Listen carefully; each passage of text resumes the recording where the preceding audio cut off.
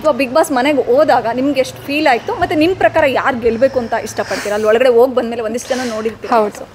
So big boss ಮನೆ ಅಂತ ಬಂದಾಗ ನನಗೆ ಐ ವಾಸ್ ವೆರಿ ಶಾಕ್ಡ್ ಆಯಿತಾ, ಈ ಥರ ಇದೆಯಾ ಅಂತ. ಯಾಕಂದರೆ ಎಕ್ಸ್ಪೆಕ್ಟ್ ಮಾಡಿರಲಿಲ್ಲ. ಕೇಳಿದ್ದೆ ಬಿಗ್ ಬಾಸ್ ಮನೆ ದೊಡ್ಡದು, ಅಲ್ಲಿ ಹಾಗಿರುತ್ತೆ ಹೀಗಿರುತ್ತೆ ಅಂತ. ಬಟ್ ಅಲ್ಲಿ ಹೋದಾಗಲೇ ಗೊತ್ತಾಯಿತು ಎಷ್ಟು ಅವರೆಲ್ಲ ಇರೋರೆಲ್ಲ ಎಷ್ಟು ಗ್ರೇಟ್ ಅಂತ. ನಿಜವಾಗ್ಲೂ ಒಂದು ಫೋನ್ ಬಿಟ್ಟಿರಬೇಕು, ಹೊರಗಡೆ ಫ್ರೆಂಡ್ಸ್ನ ನೋಡೋ ಆಗಿಲ್ಲ, ಅಥವಾ ಏನು ನಾವು ಮಾತಾಡೋವಾಗ ನಮ್ಮ ಬುದ್ಧಿ ಹಾಗೂ ನಾಲ್ಗೆ ಎರಡು ಹಿಡ್ತಾ ಇರಬೇಕು. ಆ್ಯಂಡ್ ಎಲ್ಲದರಲ್ಲೂ ಎಲ್ಲ ಕಡೆ ಕ್ಯಾಮ್ರಾ ಇರುತ್ತೆ, ಫುಲ್ ಕಾನ್ಷಿಯಸ್ ಆಗಿರಬೇಕು.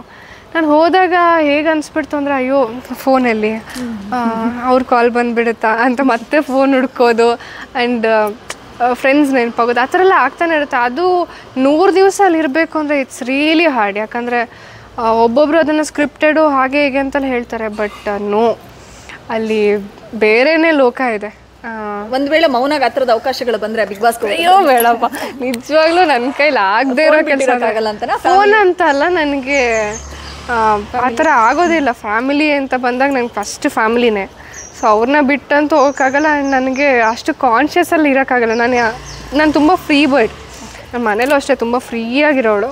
ಸೊ ಆ ಥರ ಕಾನ್ಷಿಯಸ್ ಆಗಿರೋ ಅಂದರೆ ನನ್ನ ಕೈಲಿ ಸಾಧ್ಯ ಇಲ್ಲ. ಸೊ